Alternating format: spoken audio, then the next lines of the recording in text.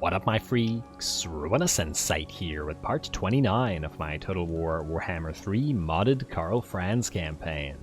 So as we saw last time, we have achieved the Confederation of Solland, and while Balthazar Gelt is not yet here as he is wounded for 7 more turns, he will be eventually. Another new province is ours, and it adds quite a few settlements as well, which will increase our general wealth making, but have also given us a decent amount of additional military buildings. We have another foundry here and are thus able to build more guns, or cannons and hellstorms rather, which are going to be needed for Gelt's army. We even have a menagerie here, which means we're going to get a Demigryph Knight unit up for Karl, as he will soon have the Royal Altdorf Griffites as well. Should be a pretty fun time with all these new units. We do have 3, I believe, new armies that are going to be on the field soon. Nud with his Knights Panther, though a bunch of this stuff has to get switched away. Then Wolfram, of course, with his new and improved army, i.e. the Sigmarite Disciples, together with the Flagellants, all working together. And then, of course, Balthazar Gelt's own army, which is going to pop up here/here. We got a bunch of armies that got to trade a bunch of units, and will be made up of a bunch of spears centered around the Eldred's Guard, which is the Solland regiment of, state troops, rather. Or supply line troops, whatever. And with that, they'll have like 8 to 10 artillery pieces, because Gelt buffs artillery, and, well, we want him to buff them even further. With plenty. Missile strength plus 25 for artillery units, and it does say just generally artillery units. I hope that applies to other factions' artillery, because I'd love to put a few Dwarfen, possibly, or at the very least, a couple of little Groms in there as well. I guess we'll see if they do get buffed up. It would be nice if they did. Anyway, in terms of what we gotta do this turn, and I did do plenty between the episodes, as in did some item stuff and then retooled a bunch of armies and that sort of thing. We still do have buildings to do, and we do have a little bit of diplomacy to do, but otherwise, let's see. Bernhardt and Nud, neither of you need to move until your wizards get to you. Gotrek and Felix, I guess we can move you up here to the Silver Pinnacle. Let's see, that's good, and everybody else looks good. Dolph, yes, you still have a wolf heart to find, so sail on down and find him for us. I'm willing to bet we're about to identify Mazdamundi here. Probably could have actually sailed by him, but it's probably too late. Yeah, you know, I probably should have gone through the galleon's graveyard, but oh well. We also have to keep an eye on the Cult of Sigmar, who have clearly lost all their armies, and I am slightly concerned about. I really wouldn't want to lose Volkmar, as he's such a fantastically strong lord. Anyway, that was one move, and I believe that's it for the rest of them. So let's do buildings, and let's go next turn, and let's fight AZHAG with his fairly big stack here. It looks like a pretty fun fight. Alright.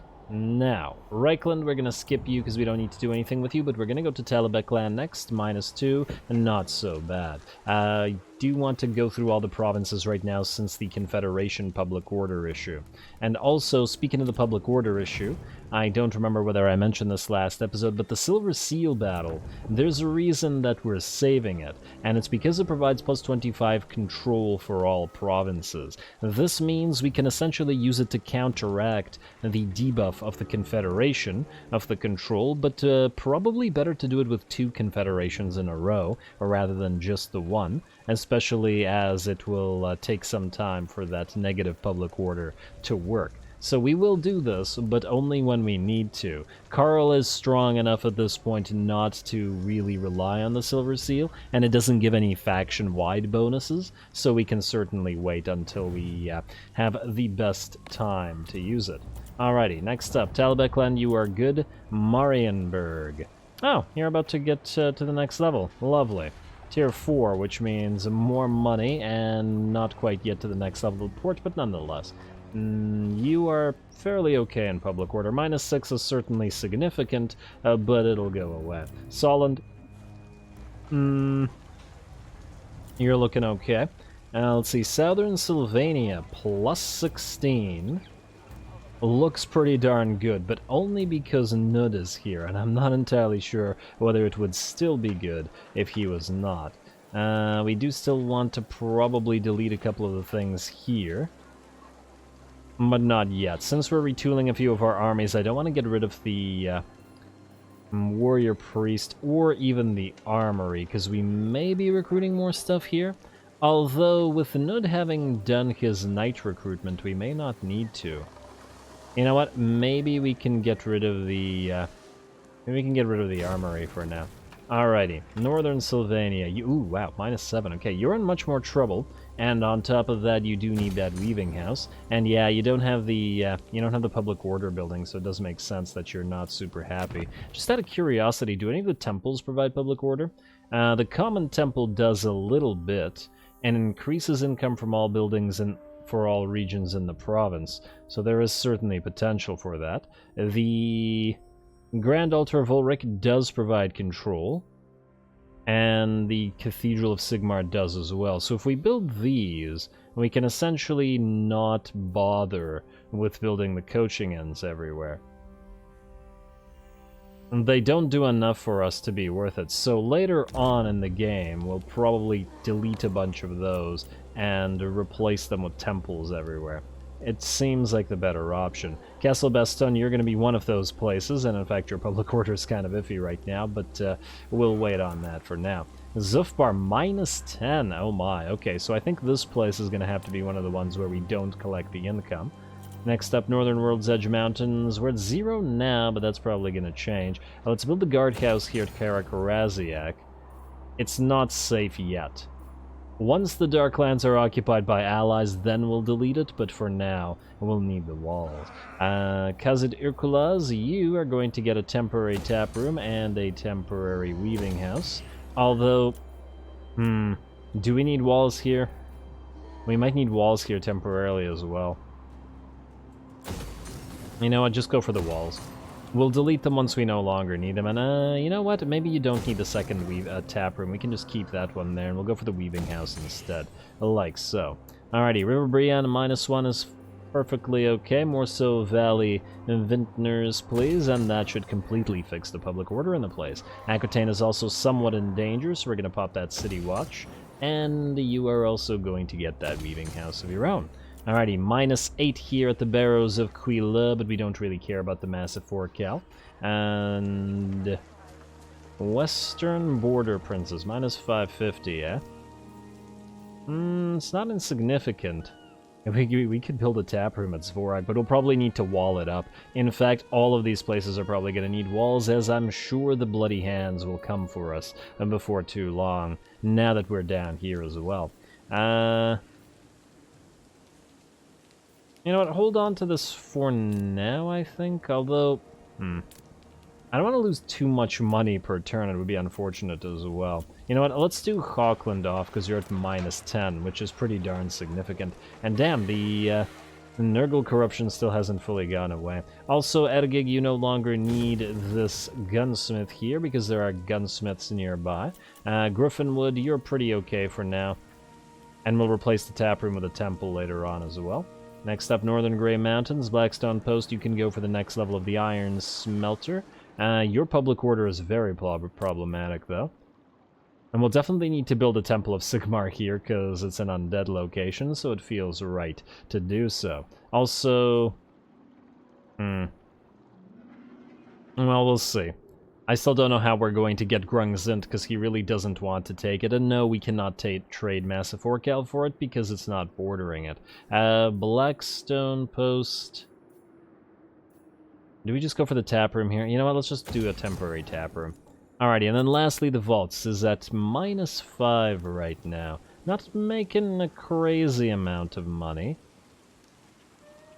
But the public order is negative enough to be concerning, so let's turn that off for now. I'll let it rise a little bit, and then we may want to... You know what? Right now it's basically making no money, so we could just delete this, replace it with a temple or tap room. Oh wait, it already has a temple. The control is just not enough with Confederation in mind. Maybe the temples won't be enough as a replacement. +3 control is at the max tier, whereas the tap room gives us +8. Or +10, rather. Although, once we get the Imperial Palace, we'll get a +2 faction-wide, right? Let's just double-check here. Yeah, it is faction-wide. So the temples should be sufficient at that point, I would think. Alrighty, and I believe that's it with the buildings. We also have no money. So, 2 things to do. First of all, you have a couple useless huntsmen that we don't need to be paying for right now. They're not going to go into any army. And we're up at 13,000, which is not so bad, though it's going to decrease further as we are building a bunch of troops. Then, you. We're going to join your war against the Cult of Pleasure, which will allow us to give you Tory Vress, and you're actually willing to give us a little bit of money? Ah, no trade agreement, unfortunately. We can also do this in next turn.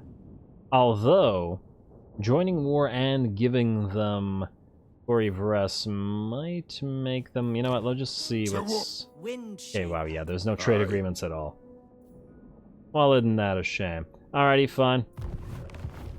I was hoping to get the trade agreement for this, but it's okay. Cult of Pleasure, join war, need to be friendlier. Tory Vress, we will trade you. It's at -1 right now, but the reason we want to give this to him is so that we can give him Trilinia for much more. And then we'll go for balance offer for a little bit of cash. It would have been nice to get military access as well. But oh well, it's fine. Propose offer. Free money is free money. And it's not like we can defend Tory Vress right now anyway. Alrighty, there's also now no longer a need for Gregor to be here, because we no longer control the province and thus get no use out of the commandments. Probably could have waited the turn, but oh well. Gregor, you can head out. You're also going to need to trade your Empire Captain to Balthazar Gelt, because that's who we were saving him for. And we may want to trade the Warrior Priest as well, though whether to Gelt or somebody else remains the same. Alrighty. Tiny bit of money remaining, we can spend it somewhere. I think we went through all the provinces except for the last ones. Ah yes, Karakazor. Get rid of you for a tap room. And you know what, it does reduce recruitment cost here. And considering we have a bunch of stuff, maybe we keep it. Let's upgrade Karakazgaraz. Just because it's the first thing I saw. And there we go, I believe that's it, so skip the rest of this. Commandment available. Well, it's gotta be one of these places. Not Izor. Not Kirakern. Where the heck is the commandment available? Here, perhaps? Northern World's Edge Mountains? Nope, they're hosting Festag. Huh. Where the heck was the commandment available? We don't have any other new provinces that we got, did we? Well, it'll just say it next turn. And this is already being switched. Okay, well, whatever. Whatever, not a big deal. One turn of commandment isn't going to change anything. Let's end the turn, and let's head down to AZHAG, and let's actually hope that he falls for Karl's ambush. Not that he'd have much of a chance if he did, mind you. I just think that the field battle would be more interesting than the siege. Alright. Come on. Underway interception, not of AZHAG, however, some tiny little army. Alright, he ought to resolve that. This better not hurt our units. Okay, no, it's fine. And we can... You know what? Get the leadership. Speak. Bloody hands! Ah, yes. Well, we've been expecting this, because we're suddenly bordering you. Fine, call allies to help. And they will be along and attacking us. We'll probably be giving their stuff to Karazakarak. It's not like we have any chance of holding it in the Badlands, which is all red territory. We have other places to be anyway. Alrighty, recruitment cost reduction for 5 units. Musterer for Gregor von Blutten, who is making Karl's demigriffs. Okay, well that's great for him. Ally mobilizes, great for ally. Hedge Wizard spell shield. Confederation between Throg and some other little faction that was at war with us, incidentally. Alright, and it looks like AZHAG is in fact going to stay at the Silver Pinnacle. First of all, Rupert, damage those walls if you can.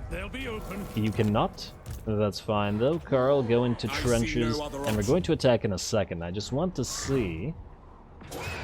First of all, yeah, that's a nice force. This should be a nice fight. But what I actually want to see is not this, but you. First of all, where is that army? Ah, here it is. And it is in march stance, but we cannot reach it.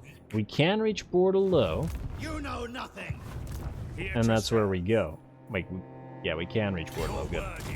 That's where we go. They're probably going to go for Aquitaine, though I think we should be able to defend it just fine. Surprising that they didn't go for the actual territory. Oh my. Okay, yeah, that's actually going to be difficult to fight. You probably wouldn't be able to take that in the field. The trolls would be quite the issue. But we'll see what they do afterwards. More importantly, you. I am the defender of Trade settlement. Wait. Quick deal. Trade. Ah, okay, we have a bunch of other trade agreements available. We'll take a look at that in a second. Karak Azul is dead, so we're not going to bother with any agreements with them. My knowledge is yours. Oh. Chosen Wait, what? of Sigmar. Cult of Sigmar can be confederated regardless of the confederation debuff? Further confederation will not be possible while this is in effect. Well, that's real interesting. Too bad they refuse to confederate right now. Who are they fighting here?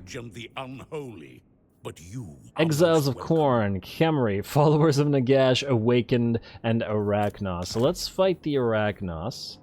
Why? Because there's absolutely no chance of the Arachnos coming north. I have no idea how the Famished are alive, actually. They're here, right? They should have been destroyed by Arcan at the start of the game. We're not going to do the defensive alliance. I just want more relationship with Volky, so it increases his chance of us confederating. Let's do that. Thy will be done. Alrighty, and it's minus 49, which I think was the same before, but nonetheless helpful. That is, I believe, it. Ooh, Talzin has a quest for us, which we shall do so in a second. In fact, no, we'll do so right now. What do we have here? Transiform the Contagious. Where are you, Transiform? Alright, you're right there. And Grisgut's Backbiter. I don't know, let's go for Transiform. I have no idea. No idea which one of them we could possibly go after. Peter, you're gonna go into ambush, and you're gonna sit here until we are ready for you. Ideally, we just want Kirin here to die and to lose Tobaro so that only Skaven Blight remains, but whether that actually works out or not, we shall see. Next up, trade agreements. One rug. We want, let's see, the Eastern River Lords are allied with the Jiangxi Rebels, so these guys are probably hated by all of Cathay, which means there's really no purpose in getting a trade agreement with them. We're actually quite near to trading with the Knights of Kalador as well. They are fighting Karak Azul, though. And it's really Avalorn and Eataine that we want, but we can hold off on that. 203 for Vidria, or Torgavon, 204 for Vidrioth, 203 for Lorelorn. I mean, like, Lorelorn is the one we care about the least, but Lorelorn also is less likely to get confederated randomly. Although these guys are less likely to actually get attacked by anybody. Now, you know what, let's go... Let's go Torgavon, because it's the least likely, because I guess they like us the least, or... no, whatever. Let's do this. Welcome to the halls of 463, not much money for it, but oh well. And then do we have any trade agreement potentials left? Yes, we do. We can still do Lorelorn or Vidrioth, but probably just the one. Let's do Vidrioth as well. All of Athaloran can trade with us. Especially since they'll all be happy that we're killing Belagar now. Mostly because Belagar failed. I would have preferred him as an ally, but A, he's basically dead already and is in his death throes, and B, the hatred between him and the Wood Elves. Next up, you. We will trade you Trilinia for a defensive alliance and no trade agreement, but I'm sure you'll offer it to us eventually. Without military access, how much money would you give us? 3,000. Pretty significant. What about without the defensive alliance? We're gonna do the defensive alliance because it's a good one to have, but it's only 5k. It's really not all that much. Military alliance, or military access and defensive alliance, please. Like so. As you say. Lovely. And I take it that Avalorn has its, yeah, Avalorn. Damn you, Avalorn. Alrighty, then we can go to the White Tower of Hoeth. Although, the defenses here are kind of meh. Is there anywhere better? Val's Anvil is in much more danger of getting attacked somewhere, but even White Tower of Hoeth could potentially get attacked. Like, the Dreadfleet could sail in through Lothern, in theory. Greetings. But anyway, I guess we'll build the outpost at the White Tower, and that's the first thing that it offers us as well. Alright, nice. Maybe when we build our fire army, we'll get some Phoenixes, though I'm more inclined to get a bunch of Iron Drakes, the flamethrower ones, from the dwarfs. Alrighty, anyway, that's enough of that. Let's do some fighting, shall we? Karl, Attack! you do have a level up. Fight Let's for our spend it nation. on...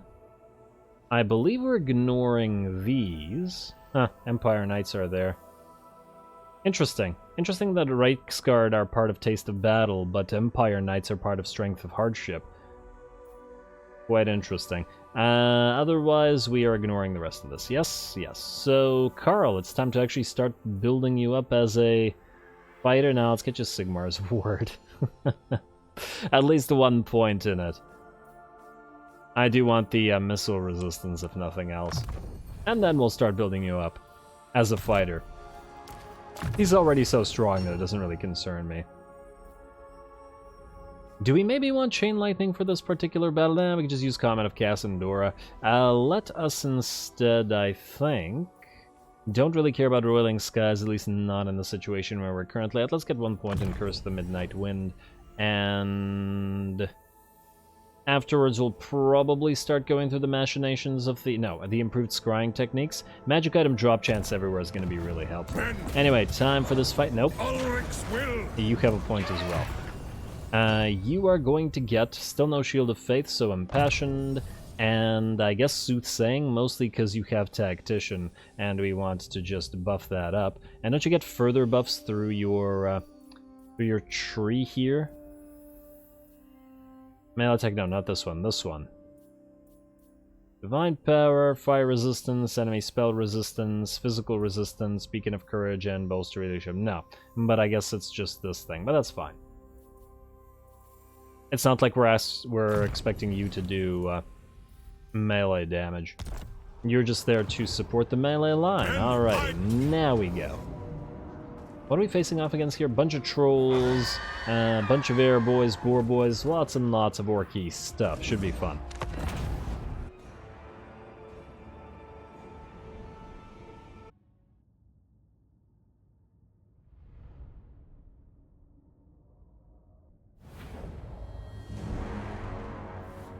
This is my command!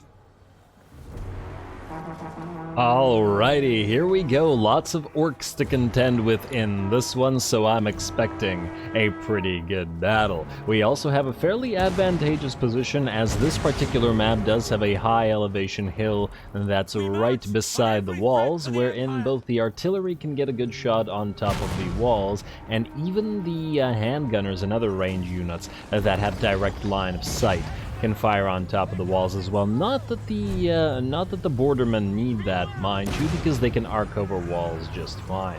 Anyway, Sunmaker is moving up, and it's actually quite a dark map, eh? I guess we're fighting at night, huh? Alrighty, well, the Sunmaker fights at night, and at least its shots will really stand out in this particular situation. Lots of enemy units milling around down there, so we can at least thin the herd before moving in. There we go. Oh, you gotta love those artillery pieces. And it's definitely one of the things that makes me think that maybe we want to replace the Hammer of Witches with another Hellstorm. They're just too damn good against piles of infantry like this. The enemy can do nothing about this except to move away, and they've already taken quite a bit of damage from that first 3 or so volleys. 229 kills and 46,000 damage in the first minute. Alright, Sunmaker. Well, it can keep enjoying itself, and meanwhile Karl has dropped down and is going to fight some Orc Biggins as well as a Black Orc Big Boss all at the same time.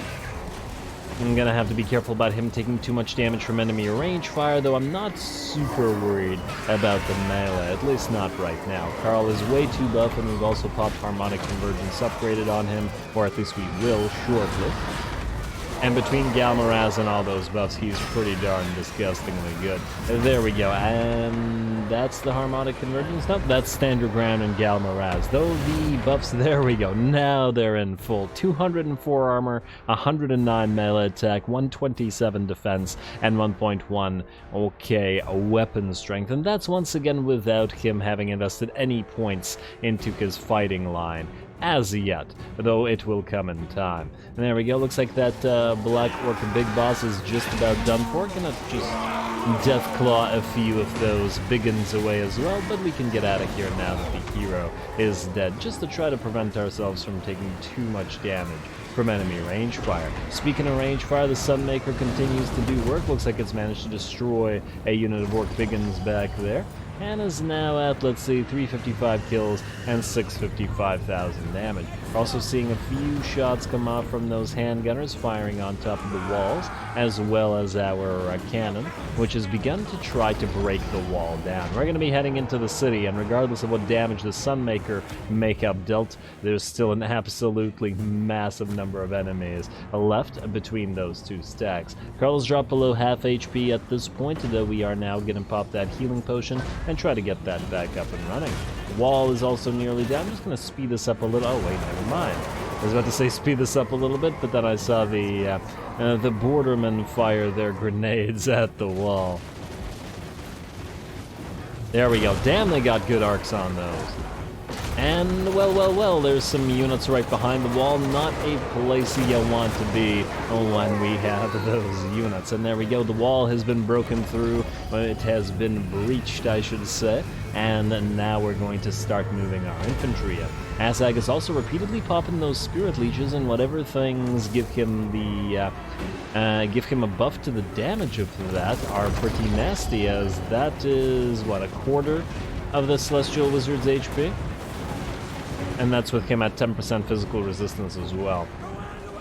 Yeah, really got to be careful with getting hit by a few of those.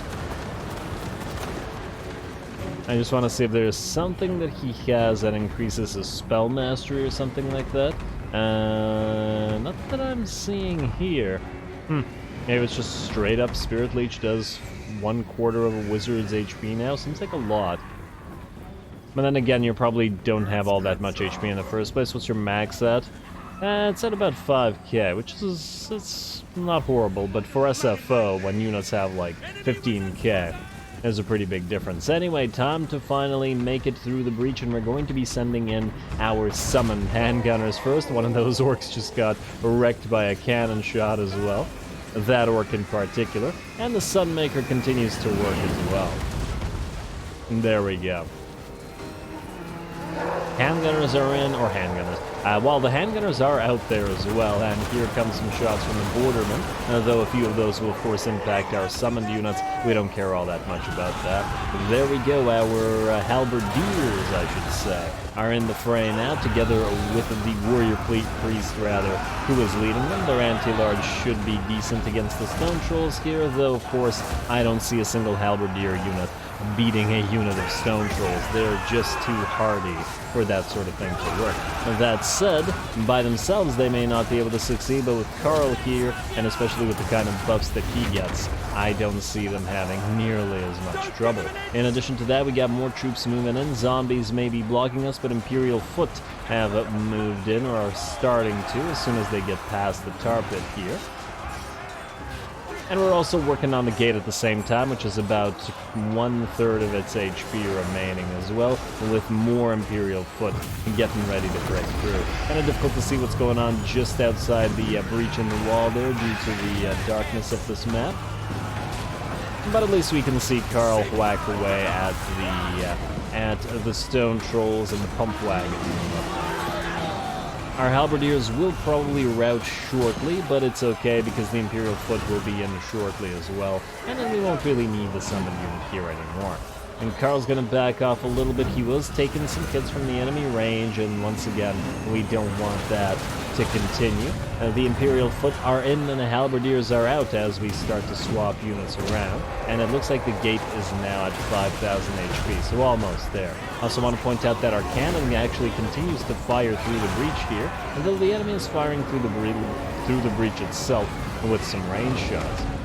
Our Sunmaker has also not stopped firing for this entire time, is now at 657 kills and 110,000. Very, very nice. And the cannon looks like it has plenty of ammunition left, so it can continue working. And there we go, more and more units are now moving in. Imperial Foot about to be joined by some great swords as well.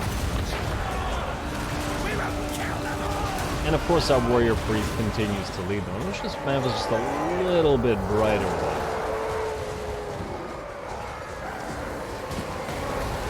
Kind of difficult to see in this one. No, at least the warrior priest has his glowing hammer, which lights up the darkness. There we go. The silver bullets are firing over the top, over the heads of their allies there, or their friends, and are trying to target those trolls as best they can. It's actually fairly visible out here. We can just see those trolls towering over the infantry, which I guess is what's given us the capability of firing. Man, that volley, I saw at least one troll go down. And very nice. Alrighty, but we do need more reinforcements in there. There's plenty more enemies to work through, so the addition of a more greatsword is going to be needed. I do believe one of the Imperial foot units has started to take a little bit of damage here, and is now down to 72 out of 100 units and about half of its HP. AZHAG is also coming into play, and we are going after him with Karl, if we can actually see what's going on in there. But Karl's popped Galmaraz, and he should be ready to kill AZHAG. There he is. He's hiding in the shadows, but can he hide from Karl and the glow of Galmaraz? In fact, Karl pushes him towards the wall and a little bit out of the fray there, which certainly gives him a less of a place to hide in. And let's see. Oh, it looks like AZHAG did indeed get brought down. Karl only needed to move in for that, and with the Lord having fallen, it looks like most of the units that were clustering around the gate have fallen as well. It looks like the map, in fact, just lit up with that at least a little bit. Seems to be a bit brighter here, and we are going to move into the settlement as well. The units are being blocked here at the gate, but we're going to try to clear that up with an Uranon Thunderbolt, at least a little bit. And we just need to make a proper beachhead so that we can get our range units in to apply some of their support. Karl is going to lead the way, but we're going to make it as deep into the enemy settlement as we can, or at least without going past this area, so that we can establish that beachhead as planned. Alright, and it looks like plenty of the enemy orcs are in fact running from us right now, and the battle has already taken 10 minutes, so it's looking like it's a pretty good one. Enemy is still willing to fight by the looks of it as well. Alrighty, Imperial Foot has nearly cleared out another unit of Biggins, which are also fighting in the shadows. I can't even see those I can't see those guys at all. But oh well. There should be some here that we can see.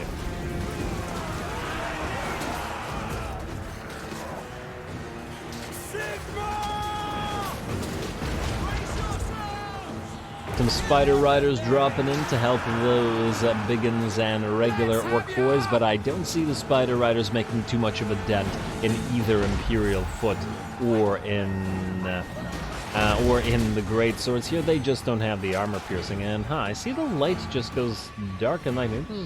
Oh, there's cloud cover. I guess it moves against or in front of the main source of light periodically. Oh well. Finally, we are getting our range units in, and they should start firing. There's some Orc Error Boys here that'll go down to the fire, though we don't have a great position for the silver bullets to make good use of themselves. I also want to point out that the enemy tower is now in range and firing at us, though it is a tier 3 tower at the very least, and not a tier 4. But that said, those are still dangerous. Karl helping now on this side. He's basically bouncing between the various fronts over and over again, and applying Deathclaw where it's most needed. Though he is taking range damage every time he does. 99 kills and 30k damage so far, though that HP does continue to drop. We'll have to be careful. It looks like a decent amount of enemy units are running away here as well, and we do have now the Bordermen moving in, who are going to start arcing their shots over this little building here, and just like the enemy Error Boys are, and hitting them back with grenades. We should be able to kill them a lot faster than they can kill us or kill Karl out there. And well, some Boar Boys and some Pump Wagons now moving in, and in fact charging directly through the units of great swords here. Looks like they want to go past them and into the handgunners and bordermen. Good job to them. We are actually going to have to send these Imperial Foot and greatswords back into the fray. I decided to move them out because they had suffered a decent amount of damage and are both below half HP, but if these guys are going to give chase to the range, we really do need them to help out, and Karl is going to help out as well. Once again, just bouncing back and forth. I mean, he already did kill AZHAG, so the biggest threat to him directly is gone. As long as we watch him to some degree, and the enemy range units shouldn't be able to kill him fast enough for them to actually be super threatening. There we go. Looks like we managed to see those boar boys and pump wagons off and can once again advance this way. The enemy archers that were here are also pretty much dead, having been destroyed by the various bordermen. We're now moving up towards the addition of more units here. Let's grenade a few of these guys as well. There we go. Unit of air boys, or actually those are Night Goblin archers, are pretty much done. And then another enemy unit of melee is going to move in on this side, only to also get grenaded. Alright, that was pretty well on cue. Finally. Been trying to get those to happen for far too long now. Damn you, cloud cover. Can't see much of what's going on here now. Clouds. Well, at least we can still see the explosion of all those grenades, and it looks like the melee units have had enough. The great swords and Imperial Foot can just stay there for a few more seconds while these guys get shown the proverbial door. Now we have also moved in our Reiksguard, who have been waiting around for this entire battle. Karl leading his Reiksguard into combat. The rest of our infantry are in here, so it was time to commit the cav as well. There's a fairly decent charging lane down here, though there weren't a lot of enemy units left in the enemy's army to block. Balance of power is at about 70% in our favor, though, so there is still a decent amount of enemies left to kill, by the looks of it, and before they're ready to rout. And we are going to move Theon in to try to attack the catapult tower, and in fact, Karl is going to go help him as well very shortly. And we're going to start moving the Reiksguard up this ramp as well, as there are still a few units up there. And the range units are still firing. The ones that are around this minor supply depot still a little bit annoying to the Imperial Foot and great swords, though fortunately, once again, our armor is too heavy for them to do any crazy amounts of damage. Arrow boys in the way, and here come the Reiksguard to charge him down. And it looks like the Biggins are going to take lances to the back rather than fight the Reiksguard directly. That's fine, though. The Reiksguard can move past or through them and go after the Boar Boys as well. What's the Boar Boys' stats at 30-48 compared to the 59-59 of the Reiksguard, and more than double the armor as well. So even with the Reiksguard being shock cavalry, I don't imagine they'll have too much trouble. I guess the Boar Boys are technically shock cavalry as well, so yeah, either way. Fairly infantry matched? What was the word? Evenly matched. Why do I keep saying infantry matched? Because they're cavalry.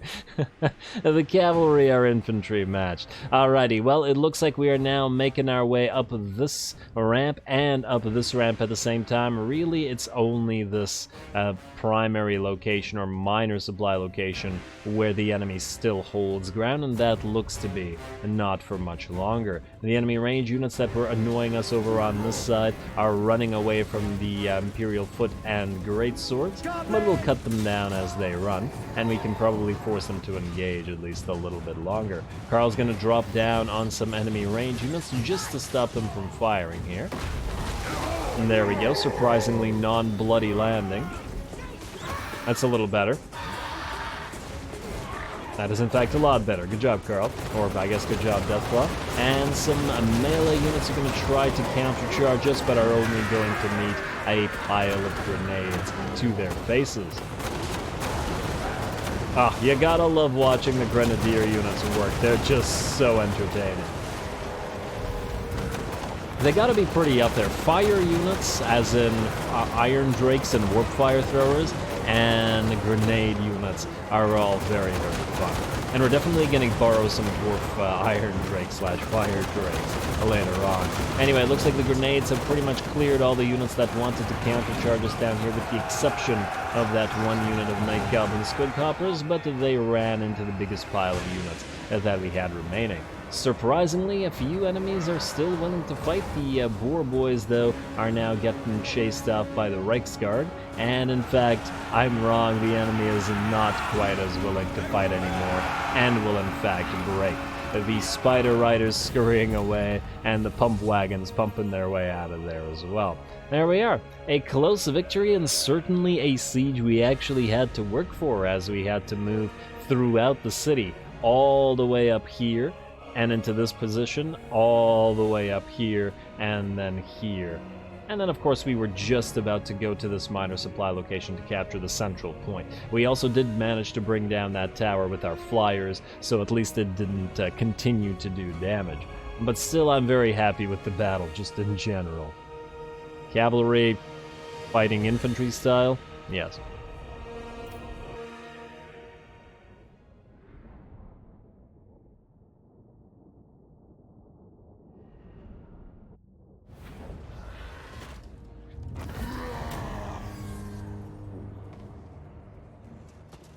Ooh, alrighty, well, we wanted a siege, and damn well if we didn't get one. That was one of the better sieges, and I really enjoyed that. I can also tell by the fact that pretty much all of our units have kills and have some damage on them, which means that they all participated to some degree. Imperial Foot, we got 16k and 14k and 10k, lots of damage, 25k on one of these units of greatswords, very nice, and very respectable 14k on a unit of halberdiers, in fact beating one of the Imperial Foot, though the former, I guess, are meant to tank, and I believe this was one of the Imperial Foot that had to back off. We got 42k on each of the units of the handgunner borderman, and that's hardly surprising, 27 on the silver bullets, and plenty on the various types of Reiksguard as well, 131 on the Sunmaker, but that's hardly surprising. The Hammer of the Witches also didn't do too bad, 26k, considering the fact that cannons aren't great in sieges, at least once you've made it past the walls, and that's very nice. Alrighty, and we got decent amounts of prestige and money and XP for our trouble. We're going to occupy the place after all that effort, especially since we want to heal. And oh, AZHAG gives, well, the spell resistance actually would have helped in this particular situation, so I appreciate it. And the aura leadership aura size, just out of curiosity. So Karl has, let's see, Leader of Men gives him a plus 50%. So we got a plus 100% aura. And that's pretty nice.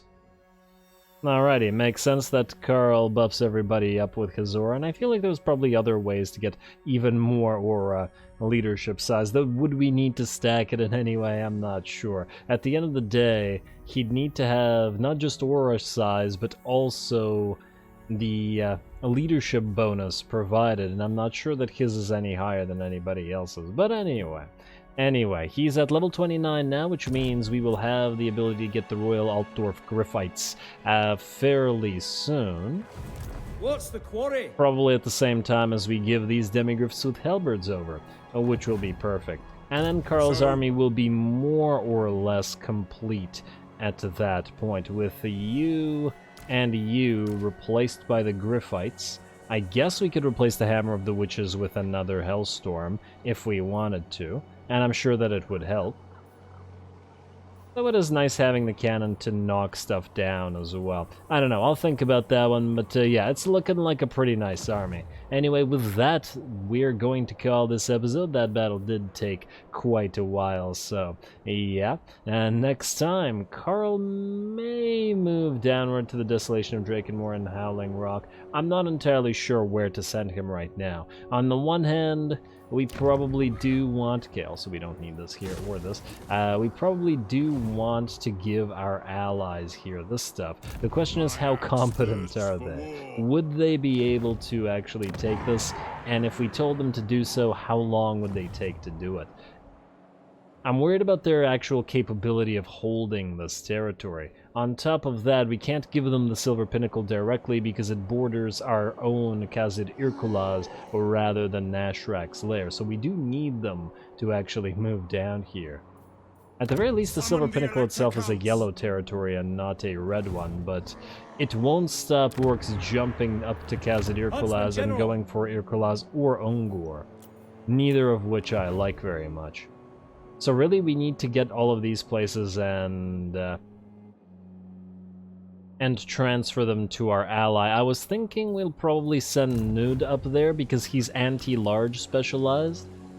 And once his army is complete, that would probably be pretty good. But anyway, we'll figure it out. Karl will deal with this to some degree, possibly, but either way, he's going to have to head up north, as there's a lot of stuff to do up there. In addition to that, we will probably have to fight Life here.